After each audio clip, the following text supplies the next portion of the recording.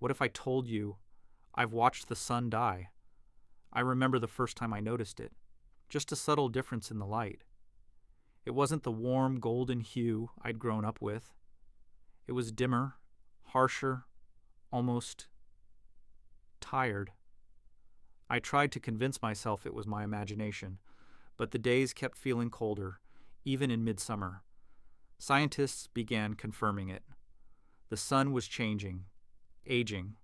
Our star, the one constant in the sky, was nearing the next phase of its life. At first it didn't feel real. How could it? The sun had always been there, faithful, untouchable. But in reality it was a ticking clock. 4.5 billion years old, they said, middle-aged, and like anything that burns, it was running out of fuel. The fusion of hydrogen in its core, the process that kept our world alive, was slowing. Slowly, almost imperceptibly, the balance shifted. The core began to contract under gravity, while the outer layers bloated outward. The sun was becoming a red giant, and I was still here, watching. Our skies turned crimson. The sun now loomed massive and monstrous on the horizon, its surface swirling with violence. It no longer rose gently. It commanded the sky with terrifying presence.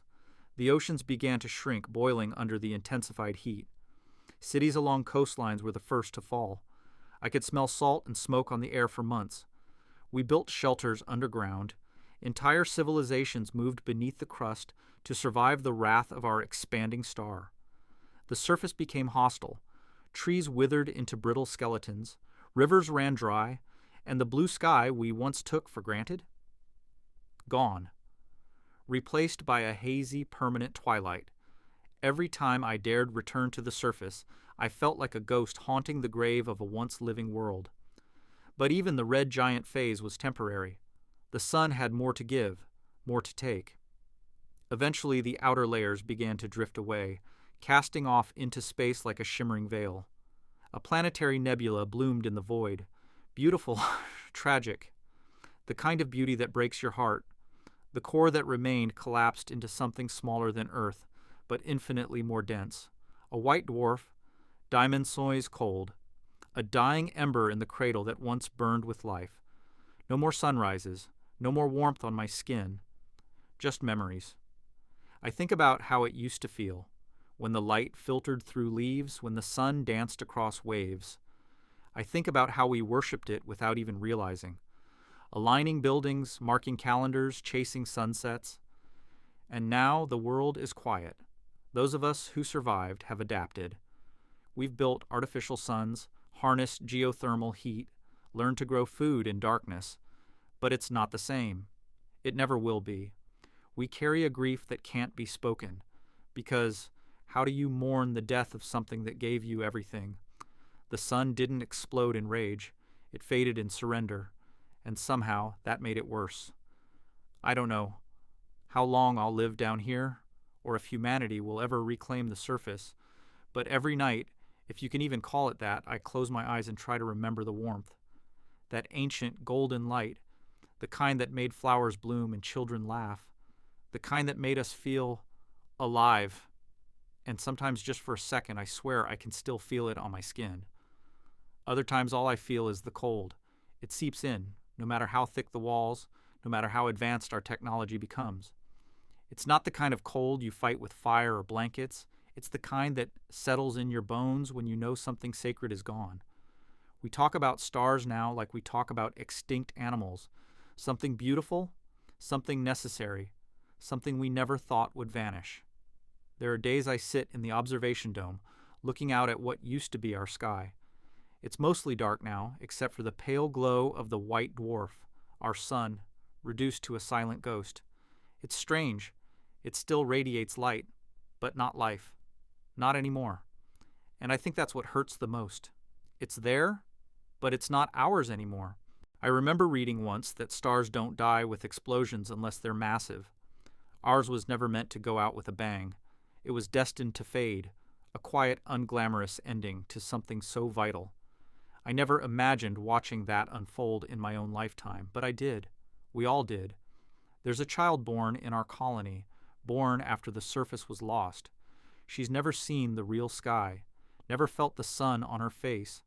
I tried to describe it once. I said it was like the world giving you a hug, like everything in the universe saying, "You matter."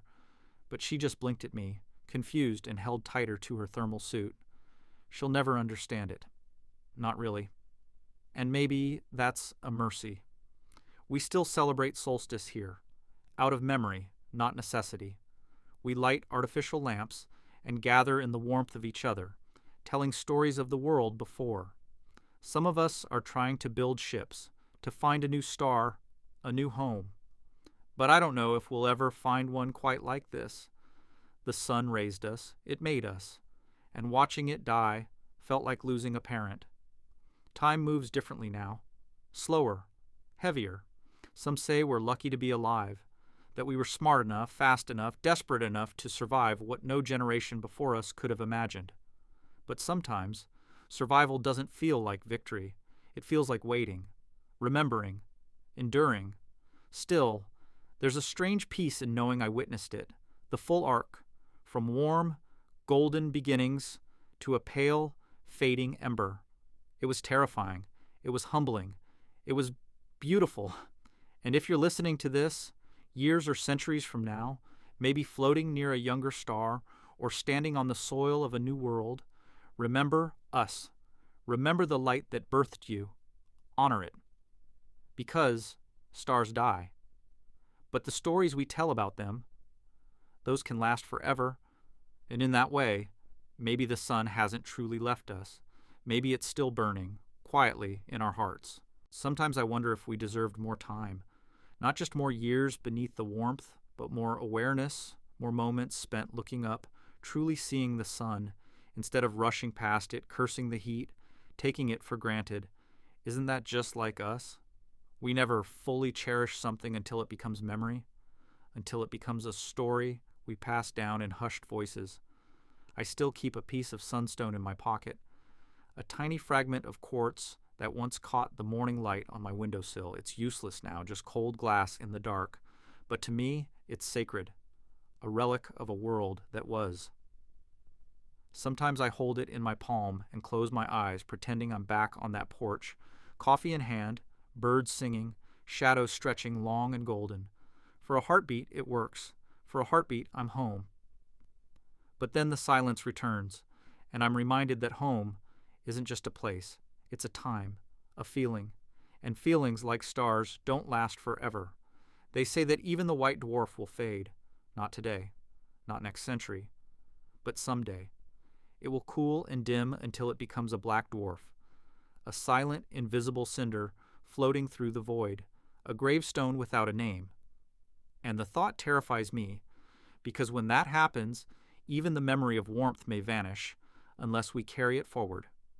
So I write, I speak, I remember. I tell the children about sunflowers and why they turned their heads to follow the sky. I describe how shadows used to stretch across sidewalks like stories written in light.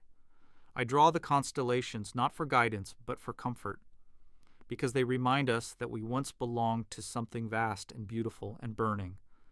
Sometimes I dream of fire, not destruction, not chaos, but fire as life, dancing in the sky, waking the world, setting oceans ablaze with color at dusk. I dream of those last sunsets, so violent, so red, like the sun knew it was leaving and wanted to give us one final gift. I stood there once on a cliff's edge watching the sky bleed open, and I wept, not out of fear, but awe.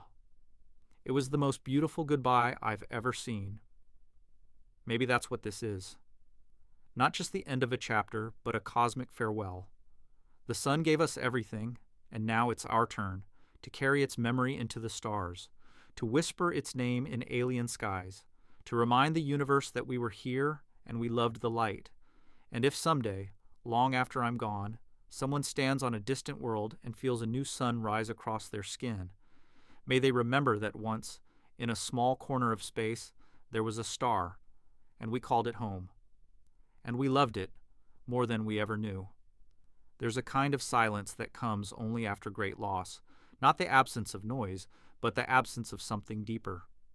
a stillness that wraps around your soul like a heavy blanket. That's what the world feels like now. The hum of machines, the filtered air, the artificial lights, they keep us alive, but they don't make us feel alive. Not like sunlight did. I've spoken with elders down here, those who remember the final days before we retreated underground. They talk about how animals moved strangely, how plants began to flower out of season, how the colors of the world grew sharper, almost desperate, as if nature itself was aware of what was coming. The earth mourned with us. It knew. It always knew. But there was beauty in those final moments too, a kind of sacred clarity. People came together in ways they never had before. We stopped fighting over borders and beliefs. For once, we all looked in the same direction, up, toward the light, toward our beginning and our end. I think about that a lot. We're not meant to live in the dark.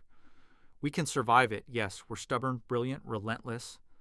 But something in us is built for the sun, for warmth, for growth. And though we've made artificial worlds of metal and light beneath the surface, part of me still reaches every day for something more. Maybe that's the legacy the sun left in us. Not just light, but longing. And yet, even in this endless dusk, hope flickers. We're learning to build stars, small ones, controlled, temporary, but still, they burn. And maybe, just maybe, that's the first spark of something greater. A reminder that we are not just the children of a dying star, but the heirs of its fire. We carry that fire now, in our machines, in our memories, in the way we keep telling these stories, again and again, so they're never forgotten. So it's never forgotten. One day we may return to the surface. Maybe not in my lifetime, maybe not even in my grandchildren's, but the earth is patient. It's seen extinction before. And rebirth. It remembers how to heal. It just needs time and light, so I hold on. To the stories, to the warmth inside me, to the quiet belief that even the end of a star isn't the end of its legacy. Because as long as we remember, as long as we carry the flame, the sun still lives. In us. Always. If you've made it this far, maybe you feel it too. That ache, that wonder, that quiet reverence for the star that gave us life. Maybe you've looked up at the sky and felt small, but connected. Maybe you've forgotten, like I did, just how much we owe the light. So don't let the memory fade. Share this story. Pass it on. Remind someone today of the miracle above their head. Still burning. Still giving. Go outside. Feel the warmth on your face. Let it soak into your skin. Look at the sky not just with your eyes, but with your heart. And if you ever find yourself in darkness, literal or not, remember this. We came from a star, we carry its fire, and we were never meant to be afraid of the dark. If this story moved you, leave a comment, share your thoughts, and help someone else remember what we're made of. And if you're ready for more stories like this, about the beauty, the science, and the soul of our universe, subscribe. The light's still with us. Let's keep it burning.